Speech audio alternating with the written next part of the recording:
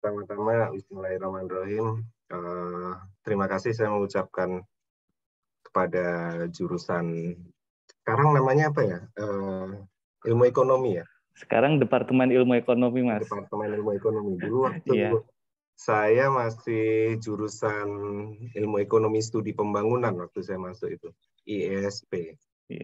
Lalu ganti jadi EP, Ekonomi Pembangunan, dan terakhir saya lulus tuh kalau nggak salah sudah jadi ilmu ekonomi, jurusan ilmu ekonomi.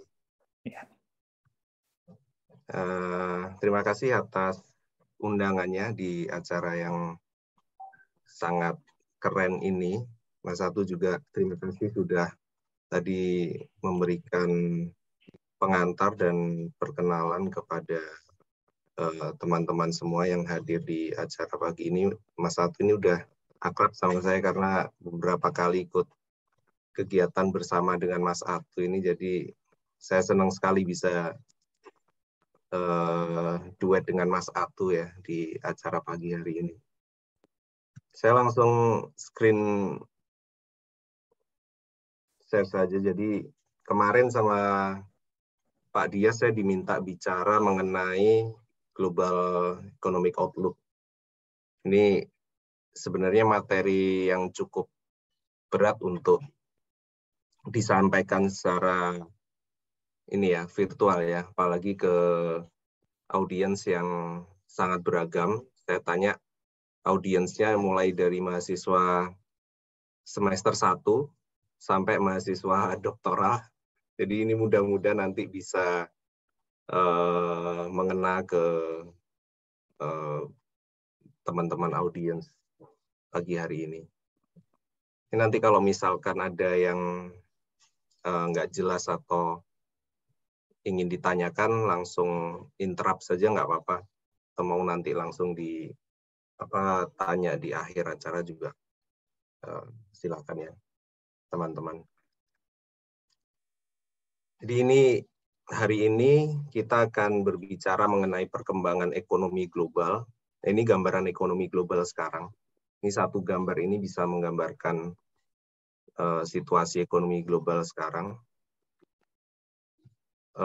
Situasinya gloomy, jadi penuh awan pekat, yang mana berbagai risiko datang gitu, yang mempengaruhi perekonomian global saat ini dan beberapa waktu ke depan. Ini komentarnya Chief Economist-nya IMF, bahwa ya ekonomi global ini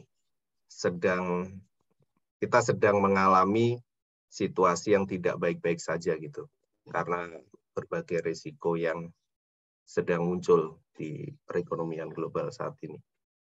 Lalu apa saja risiko yang sedang kita hadapi gitu di perekonomian global yang terancam resesi ya?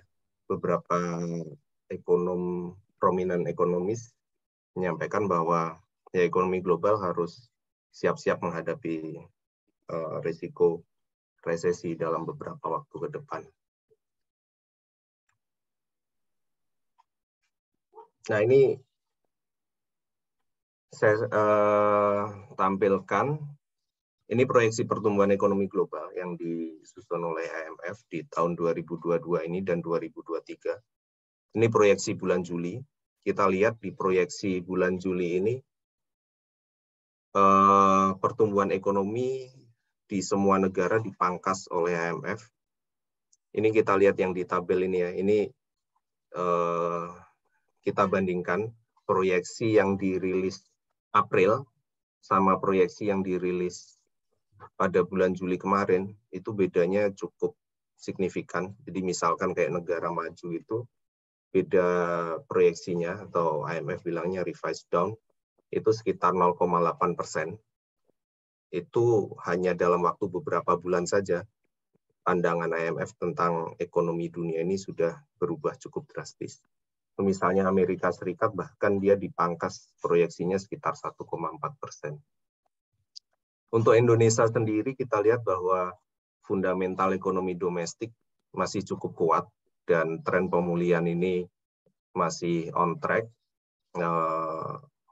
didukung oleh konsumsi masyarakat, lalu aktivitas masyarakat yang juga sudah mulai longgar karena pandemi mulai teratasi. Nah, ini cukup menyokong pertumbuhan ekonomi domestik sehingga IMF mereka hanya memangkas 0,1% dari proyeksi semula untuk Indonesia. 2023 juga demikian. Dari yang sebelumnya di bulan April itu IMF memperkirakan pertumbuhan masih sekitar 3,6% di tahun 2023. Lalu di bulan Juli itu sudah dipangkas jadi 2,9%. Ini pemangkasan yang cukup signifikan ya, 0,7% ini untuk skala ekonomi global gitu. Lalu pertanyaannya, kenapa kok sampai ada revisi ke bawah untuk perekonomian global di tahun ini dan di tahun mendatang? Nah, ini yang sedang kita hadapi resiko-risikonya. Kenapa IMF dan lembaga-lembaga internasional lain seperti World Bank, Asian Development Bank itu sampai melakukan revisi ke bawah perekonomian global di tahun ini dan di tahun mendatang. Tahun lalu atau 2 tahun lalu kita masih menghadapi pandemi ya, yang itu menjadi faktor yang paling dominan berpengaruh terhadap situasi perekonomian global gitu. Ketika pandemi itu muncul, lalu hampir semua negara merespon dengan stimulus yang sifatnya jumbo dan tidak pernah dikeluarkan sebelumnya, itu dirilis semua pada waktu pandemi tahun 2020 itu. Dampaknya apa? Defisit anggaran di tiap-tiap negara melonjak drastis, lalu utangnya juga naik, dan uang yang beredar di masyarakat meningkatnya signifikan juga karena banyak negara, mayoritas kita bisa bilang mayoritas, itu memberikan semacam kayak, kalau di Indonesia namanya BLT, bantuan langsung tunai, cash transfer, seperti itu. Nah, kayak di US, itu kita bisa lihat bahwa M2 itu meningkatnya signifikan pada bulan Februari 2021 kemarin saya track datanya itu kenaikan M2 tertinggi dalam sejarahnya. Nah, itu menjadi alasan kenapa inflasi di Amerika cenderung naik signifikan. Jadi buat teman-teman yang baru mungkin semester 1 atau semester awal-awal gitu ya, kita bicara Economics 101, itu ketika uang beredar meningkat, itu inflasi juga akan naik. M2 itu salah satu indikator money supply di masyarakat. Jadi ketika M2 meningkat, inflasi juga akan meningkat. Nah, ini yang jadi indikator kenapa inflasi di Amerika sekarang tinggi. Jadi inflasi di Amerika sekarang berada di level tertinggi dalam 40 tahun terakhir, atau sejak tahun 1982. Ini yang jadi salah satu alasan kenapa inflasi naik, karena hampir semua negara menggelontorkan stimulus yang jumlahnya sangat besar, yang mempengaruhi jumlah uang yang beredar di masyarakat. Lalu yang kedua, itu ada perang di Ukraina. Jadi perang di Ukraina ini secara tidak langsung dia juga mempengaruhi kenaikan inflasi. Kenapa? Karena misalkan Rusia ini dia salah satu negara produsen komoditas terbesar, misalkan batu bara. Terus gas. Gas di Eropa itu mayoritas disuplai oleh Rusia. Batu bara juga demikian. Lalu minyak. Dan Ukraina sendiri dia juga salah satu pemasok komoditas pangan, misalkan gandum, lalu biji bunga matahari yang diolah menjadi minyak nabati. Nah, karena perang ini, pasokan sejumlah komoditas utama ini akhirnya terganggu. Harga minyak naik, harga batu bara naik. Lalu karena pasokan minyak nabati seperti biji bunga matahari terganggu, harga minyak nabati yang lain seperti CPO, itu minyak jagung, itu juga ikut naik. Nah, ini yang akhirnya berpengaruh ke inflasi global. Nggak hanya terjadi di kawasan Eropa saja, tapi juga ini sudah merembet ke banyak negara di dunia. Nah, lalu risiko yang lain apa? Karena inflasi ini tinggi, bank-bank sentral di sejumlah negara maju dia sudah mulai melakukan pengetatan suku bunga, pengetatan kebijakan moneter dengan menaikkan suku bunga maupun mereka melakukan tapering off. Artinya mereka menyerap likuiditas yang ada di perekonomian. Jadi uang yang beredar yang sebelumnya banyak ini sama bank-bank sentral melalui operasi pasarnya mereka sedot agar money supply-nya turun dan inflasinya turun. Harapannya demikian. Nah, ini yang jadi salah satu risiko. Kenapa pengetatan moneter ini jadi salah satu risiko gitu? Ketika bank-bank sentral di negara maju mereka melakukan pengetatan kebijakan moneter, ini akan berpengaruh ke capital flow di seluruh dunia, terutama di negara-negara berkembang. Nah, ini yang jadi salah satu sumber ketidakpastian global saat ini juga.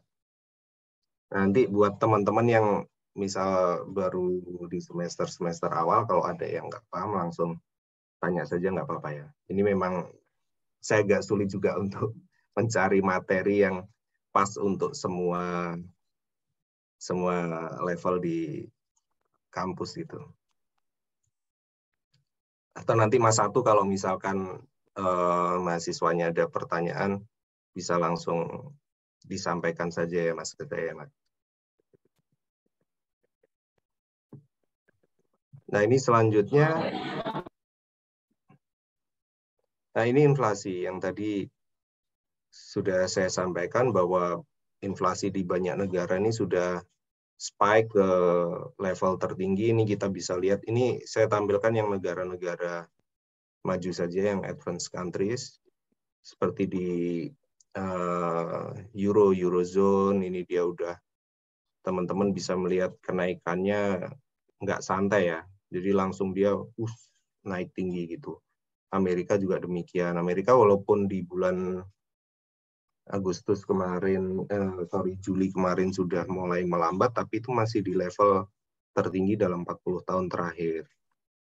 Jerman juga demikian. Nah, di Asia saya ambil Korea, data di Korea dia juga menunjukkan bahwa di Korea itu terjadi inflasi tertinggi dalam 24 tahun terakhir ini. Nah, ini jadi hal yang nggak biasa ya ketika negara-negara maju mereka mengalami inflasi yang tinggi, bahkan beberapa di rekor tertingginya seperti di kawasan Eropa. Lanjut. Nah, ini nggak hanya terjadi di negara maju, tapi juga di negara-negara berkembang atau emerging market ini, inflasinya juga udah mulai gila-gilaan gitu. Kayak misalkan salah satu yang paling tinggi inflasinya Turki. Turki itu sampai 78% inflasinya. Year on year-nya segitu. Lalu di kawasan ASEAN gitu, misalkan Thailand, Filipina, itu inflasinya juga sudah melonjak ke level 7-6%. Malaysia relatif terkendali inflasinya. Ini saya samakan semua di bulan Juni ya.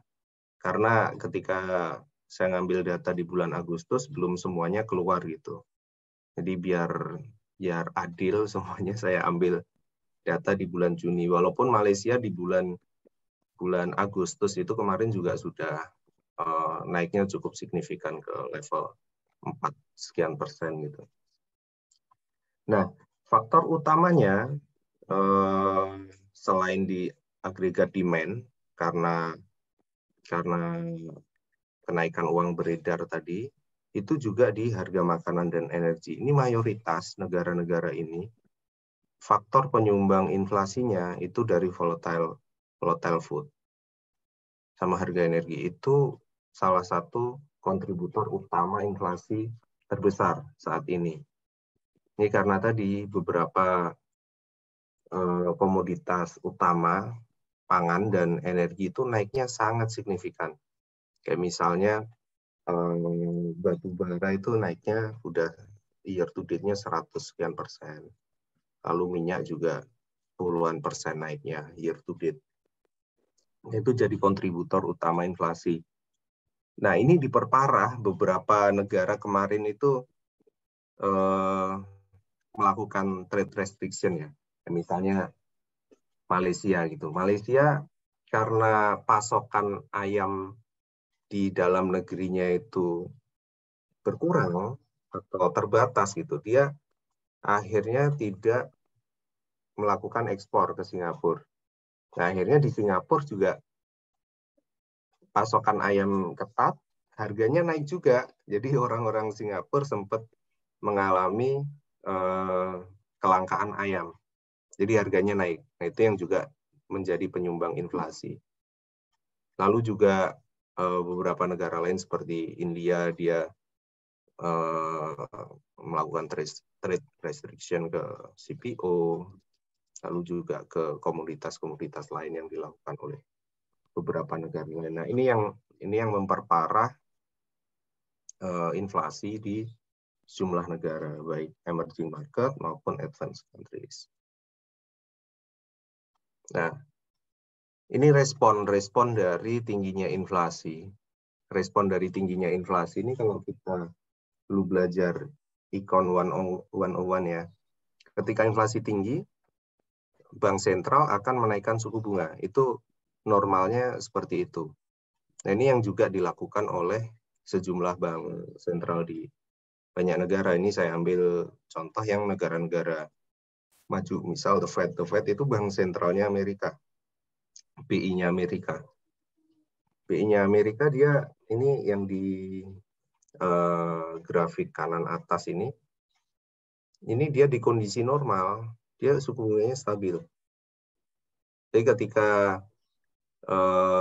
ekonomi sudah mulai terlihat terlalu panas atau overheat, dia akan naikkan suku bunga. Nah, ini respon bank sentral memang seperti itu. Suku bunga dinaikkan biar ekonomi nggak overheat ya. Tapi ketika ekonomi butuh stimulus, ketika kemarin waktu COVID, itu suku bunga dipangkas habis-habisan sampai 0%. The Fed sampai melakukan pemangkasan suku bunga hingga mencapai 0 sampai 0,25% ketika terjadi pandemi. Karena apa? Karena perekonomian butuh stimulus. Ketika suku bunga rendah, diharapkan stimulus itu sampai ke ekonomi real. Dan ini ditahan terus 0,25% sampai di awal tahun 2022. Nah, awalnya The Fed menyampaikan bahwa inflasi yang terjadi saat ini sifatnya hanya sementara. Dia bilang transitory. Tapi ketika inflasi sampai akhirnya naik ke level 6 sampai 8 bahkan sampai 9,1%, akhirnya mereka udah nggak pakai lagi istilah transitory itu. Ini bisa inflasinya udah mulai persisten. Akhirnya mereka mulai naikkan suku bunganya dan ini agresif banget gitu. Teman-teman bisa lihat di chart yang kanan yang warna biru kanan atas ini. Dia mulai di bulan April itu 2022 naikin suku bunga acuannya agresif banget. Dan sekarang dia sudah menaikkan suku bunga hingga 225 basis point, 2,25% dalam waktu 1 semester. Belum ada 1 tahun. Dia sudah menaikkan suku bunga seperti itu. Sama juga yang dilakukan oleh European Central Bank atau bank sentralnya di kawasan Eropa. Dia dalam 11 tahun terakhir ini nggak pernah menaikkan suku bunga karena memang dia menganut rezim suku bunga rendah untuk menjaga perekonomian tetap tumbuh dan stabil. Tapi ketika inflasi di kawasan Eropa sudah naik ke rekor tertingginya, dia nggak ada pilihan lain, dia harus menaikkan suku bunga untuk mengendalikan inflasi itu. Nah, bulan Juli kemarin di rapat rutinnya mereka memutuskan untuk menaikkan suku bunga sebesar 50 basis point. Tapi ada juga bank sentral yang mengambil langkah sebaliknya, misalkan BBOC itu People Bank of China, dia karena merasa bahwa ekonomi masih perlu stimulus, dia justru masih menurunkan suku bunga. Karena inflasi di negara tersebut juga bank sentralnya it's okay to cut the interest rate. Ini gambaran suku bunga ya, respon kebijakan bank-bank sentral itu kalau kita ngambil mata kuliah apa Mas Atu namanya ekonomi moneter ya sekarang ya. Itu Ada nanti. ekonomi moneter, ada kebijakan moneter sekarang, Mas. Oh ya, kalau dulu zaman saya ada eh, ekonomi moneter 1 dan ekonomi moneter 2. Nah, itu Iya. yang mempelajari hal-hal seperti ini teman-teman nanti buat yang teman-teman baru masuk jurusan ilmu ekonomi. Ya, ini kebijakan moneter di negara berkembang. Kalau tadi kan mayoritas negara maju yang saya tampilkan. Ini di negara berkembang. Kita lihat Brazil. Brazil tuh suku bunganya udah 13% lebih. Turki juga segitu. Afrika Selatan, India. Ini suku bunganya sudah dinaikkan lumayan tinggi ya. Kayak Brazil dia udah 450 basis point. Lalu Indonesia kemarin baru naikkan juga 0,25% ini karena ekspektasi inflasi ke depan yang dirasa tinggi, walaupun yang sekarang masih terkendali inflasinya. Dan yang unik Turki. Turki ketika inflasinya tinggi, ini kita cek Turki. Turki di sini inflasinya kan 78% nih. Ini year on year 78%. Tapi bank sentralnya dia justru menurunkan suku bunga gitu 1%. Nah ini kalau kita bicara moneter 101, ini sebenarnya udah nggak masuk, nggak sesuai sama textbook. Kenapa ketika inflasi naik, justru dia memangkas suku bunga gitu.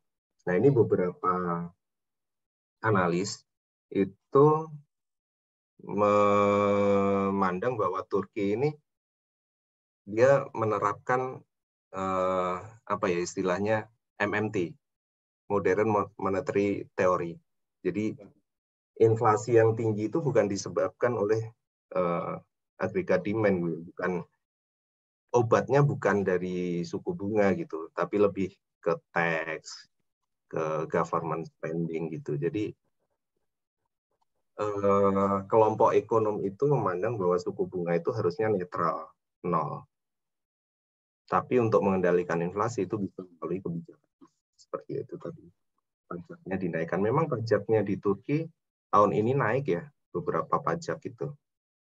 Juga harga-harga dinaikkan seperti harga bensin dan lain-lain itu mereka juga naik itu untuk mereview inflasi yang tinggi ini. Jadi untuk menurunkan ini permintaan masyarakat. Jadi mereka pakai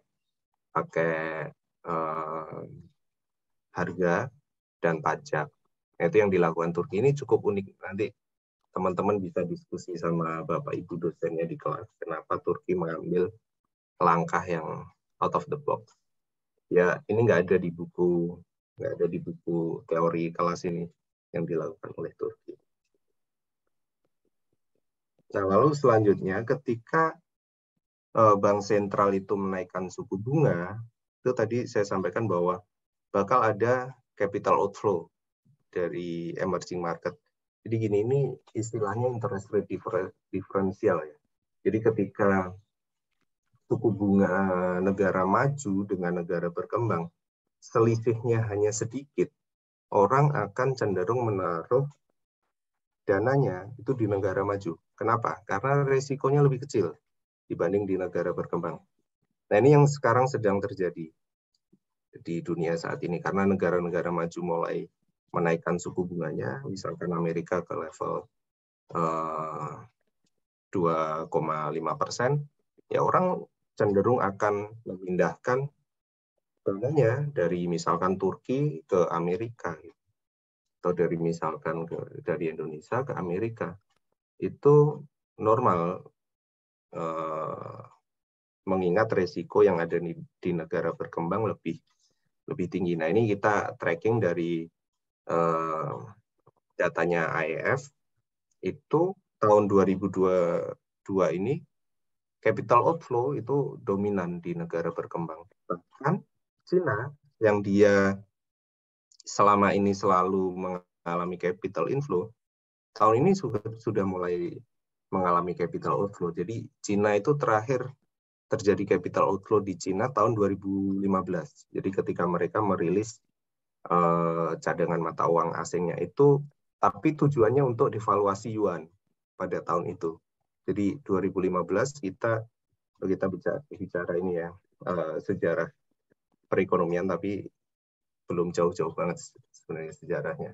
2015 itu ada kejadian namanya devaluasi yuan. Pemerintah Cina dia melemahkan mata uangnya itu melalui itu. Jadi akhirnya terjadi capital outflow. Nah, sekarang capital outflow-nya karena alamiah, investor memang keluar dari Cina. Nah, itu yang terjadi.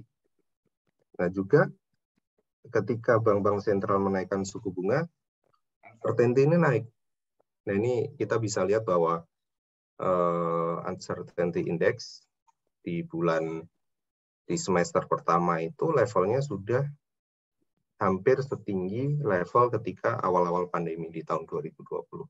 Nah, itu menunjukkan bahwa investor mulai worry terhadap perekonomian global. Nah, selanjutnya yang di grafik kanan bawah ini menunjukkan volatilitas di pasar saham dan pasar obligasi. Yang MOVE, yang garis merah ini MOVE Index, ini menunjukkan volatilitas di pasar obligasi. Sedangkan VIX Index yang garis biru ini menunjukkan volatilitas di pasar saham. Nah, di situasi normal, mereka flat gitu pergerakannya. Tapi ini karena situasinya nggak normal ya. Global ekonomi terancam resesi, banyak negara maju inflasinya tinggi, volatilitasnya naik. Ini yang menjadi salah satu cerminan volatilitas perekonomian global. Nah, selanjutnya karena inflasi tinggi, pertumbuhan melambat, itu nanti kombinasinya namanya stagflasi. Tapi sebelum ke stagflasi, kita bicara probability of recession.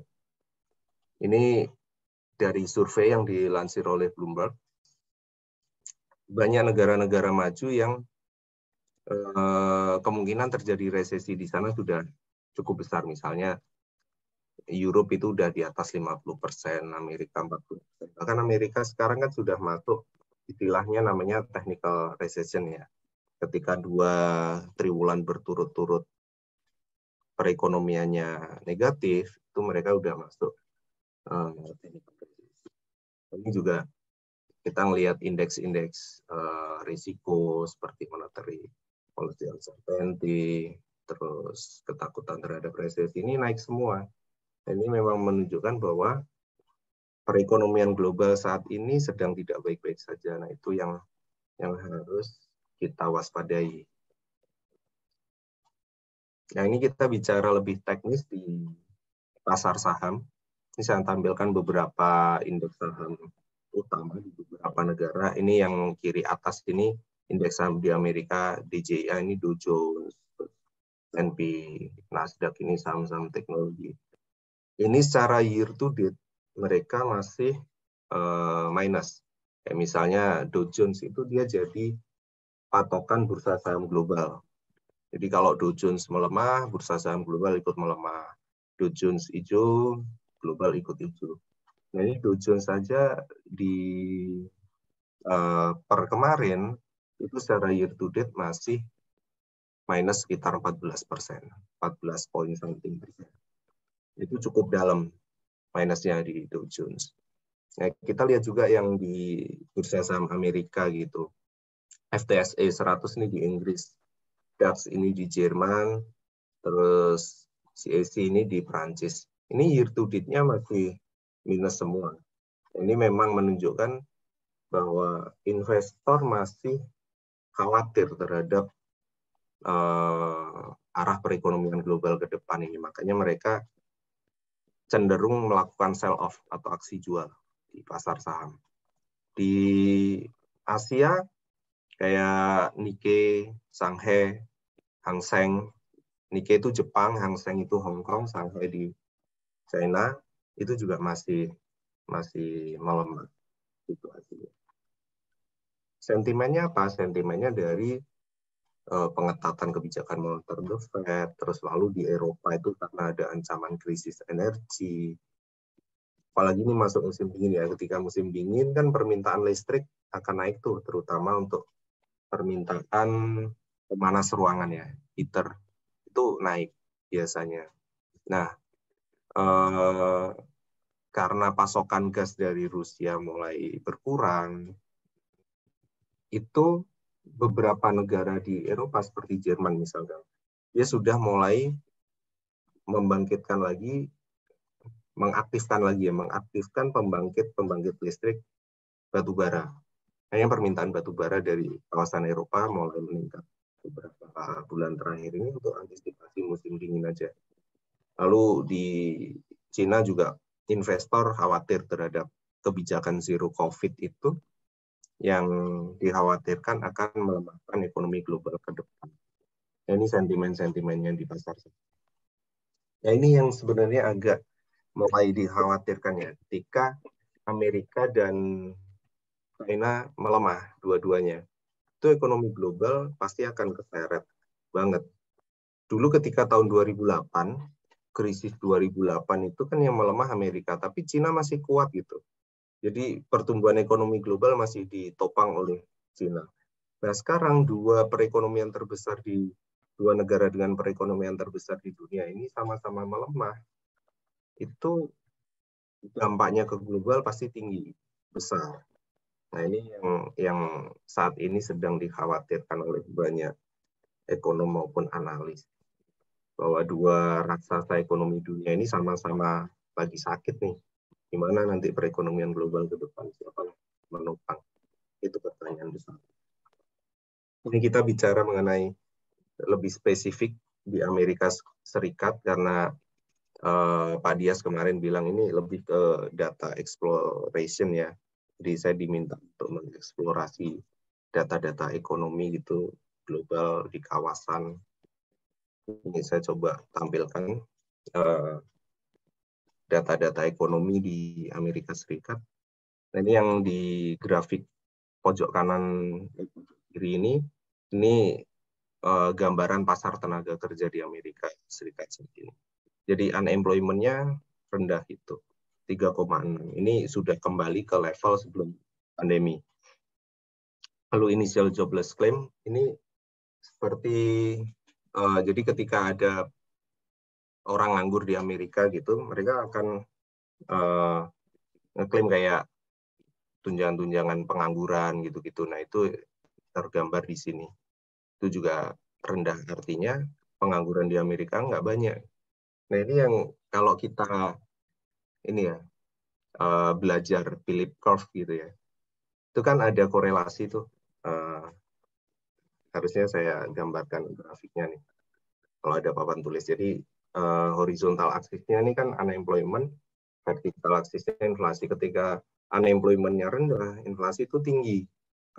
Sebaliknya, ketika unemployment-nya tinggi, itu inflasi rendah. Kenapa? Karena nggak ada daya beli ketika unemployment-nya tinggi.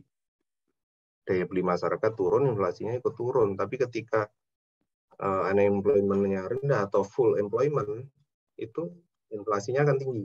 Vertikal aksisnya kan di inflasi tuh. Itu Philip Curve. Nah, sekarang The Fed melihat itu gitu untuk menaikkan suku bunga atau menurunkan suku bunga atau menahan suku bunga. Dia melihat Philip Curve itu. Yang dilihat inflasi sama unemployment. Jadi nggak cuma melihat inflasi saja, unemployment juga dilihat gitu. Ketika pasarnya terlalu ketat atau terlalu longgar, dia akan mengambil kebijakan seperti apa. Itu Philip Curve yang jadi patokan The Fed untuk ini ya mengambil kebijakan. Saya nggak lupa dulu Philip Curve itu diajarkan di semester berapa ya, Mas 1. Mungkin nanti bisa nanya ke Mas 1 lah, mahasiswa-mahasiswanya. Nah, ini inflasi juga masih tinggi. Proyeksi ke depan masuki musim dingin ini harga-harga komoditas energi masih naik di Amerika walaupun sekarang udah mulai melambat, tapi targetnya The Fed ini 2%. inflasinya, CPI-nya. Headline inflation-nya itu 2%. Nah, itu yang kayaknya agak berat untuk dicapai tahun ini, makanya banyak pengamat yang memperkirakan The Fed mungkin akan menaikkan suku bunga sampai ke level 4% di awal tahun depan ini. Itu yang kalau level 4% kan berarti udah di atas BI rate kan. BI rate kita 3,75%. Dan itu akan berpengaruh juga ke bank sentral di negara berkembang. Nah, ini penjualan retail di Amerika uniknya itu masih tumbuh positif dan kuat, double digit 11% ini year on year-nya. Aktivitas manufaktur melambat tapi masih ekspansi. Ini yang pojok kanan bawah ini PMI Manufaktur Purchasing Managers Index. Ini salah satu leading indicators di perekonomian untuk melihat aktivitas ekonomi, terutama dari sisi manufaktur. Kalau di atas 50, threshold-nya 50. Kalau di atas 50, artinya aktivitas di sektor manufaktur itu masih ekspansi. Itu bagus buat perekonomian. Tapi kalau di bawah 50, itu nggak bagus. Nah, ini Amerika sebenarnya kalau dilihat dari sektorialnya, kayak penjualan retail sama manufakturnya, ini masih ekspansi semua gitu. Jadi ini makanya di Amerika masih debat cukup alot juga. Apakah Amerika sekarang resesi gitu? Kalau dilihat dari growth-nya memang ya dia masuk technical recession, 2 periode triwulan negatif. Tapi kalau dilihat dari indikator leading indicator seperti retail sales, lalu manufacturing PMI, ini sebenarnya masih positif semua gitu, dan penganggurannya juga rendah. Gitu. Nah, ini bahan debat nanti buat teman-teman di kelas dengan Bapak Ibu dosen. Nah, selanjutnya ini US Treasury 10 tahun. Ini jadi patokan di pasar keuangan sama indeks dolar atau DXY index. Jadi gini, ketika perekonomian itu melemah atau resikonya tinggi, investor cenderung akan mengoleksi instrumen yang zero risk atau yang resikonya paling rendah. Nah, resiko rendah itu seperti apa gitu? Ya, instrumen-instrumen investasi yang ada di negara-negara maju yang probability of default-nya atau kemungkinan negara itu mengalami bangkrut sangat kecil. Amerika salah satunya. Jadi ketika perekonomian global ini resikonya naik, orang akan cenderung mengkoleksi dolar Amerika atau surat utang di Amerika. US Treasury ini obligasi pemerintah Amerika tenor 10 tahun. T-bills, atau kalau di kita SUN, surat utang negara. Mereka cenderung akan mengoleksi itu. Nah, kalau mereka beli dolar, semakin banyak mereka beli dolar, itu indeks dolarnya akan menguat. Nah, ini kelihatan di sini. Ketika risiko ekonomi global akan naik, indeks dolar akan naik tinggi. Nah, ini sekarang di XY Index ini ada di posisi terkuat dalam 20 tahun terakhir. Sama US Treasury juga gitu, ini naik juga. Cuma yang sekarang dikhawatirkan ini ada inverted. Jadi imbal hasil surat utang di Amerika yang tenor 10 tahun itu lebih rendah dibanding yang tenor 2 tahun. Normalnya semakin lama tenor itu yield-nya akan semakin tinggi. Tapi ini nggak normal. Kenapa?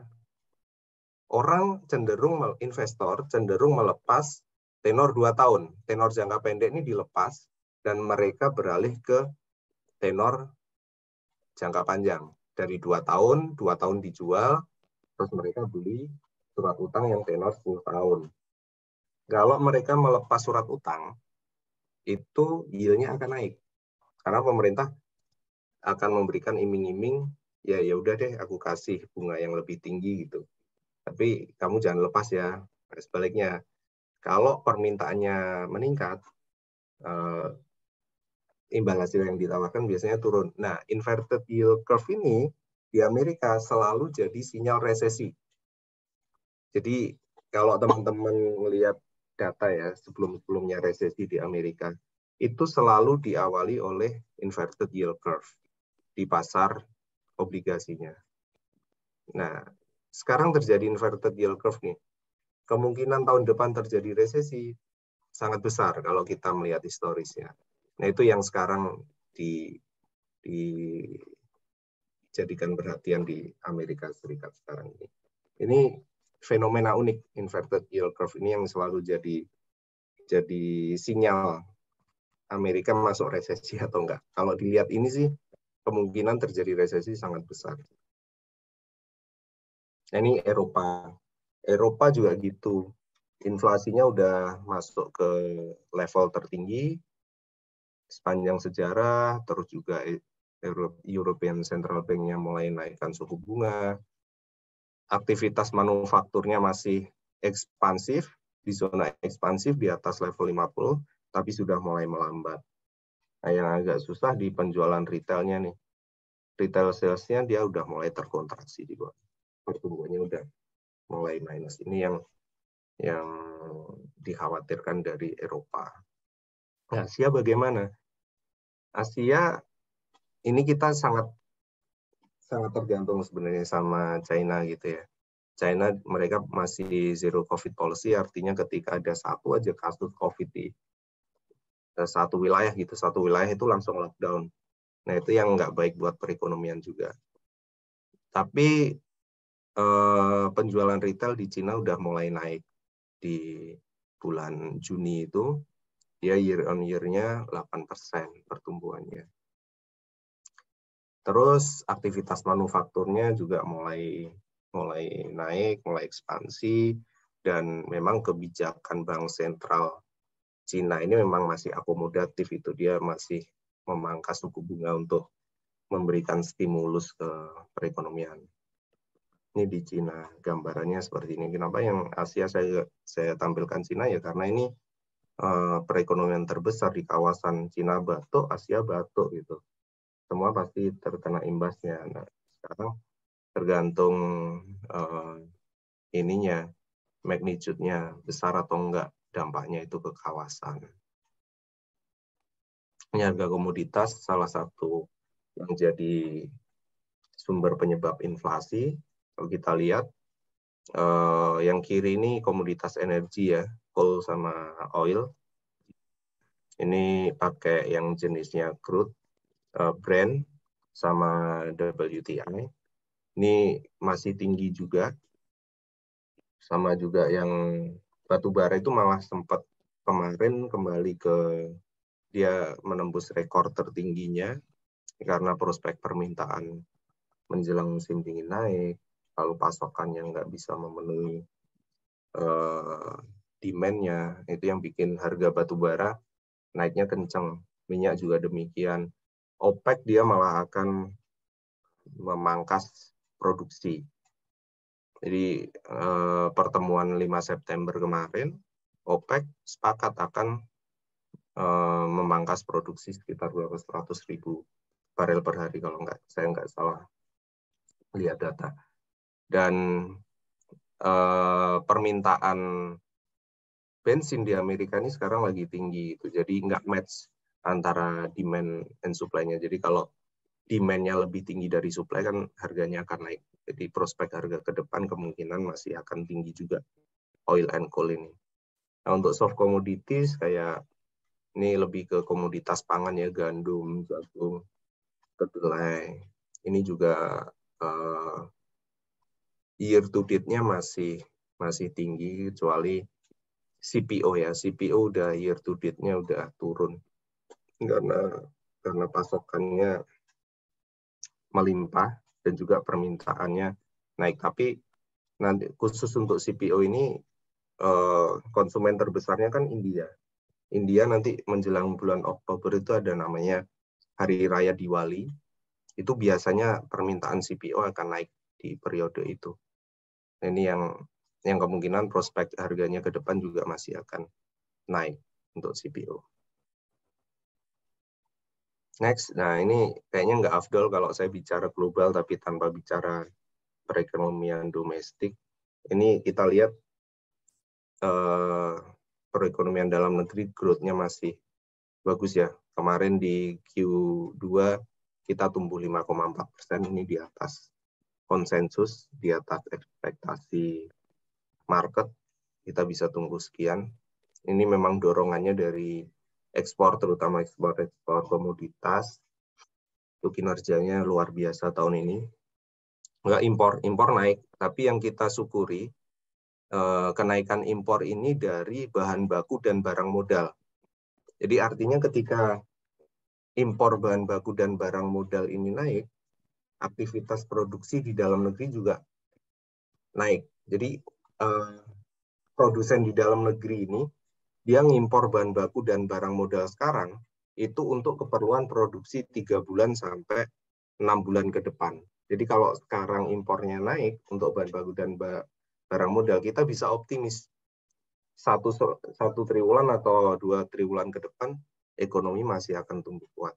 Nah, itu jadi salah satu leading indicator juga.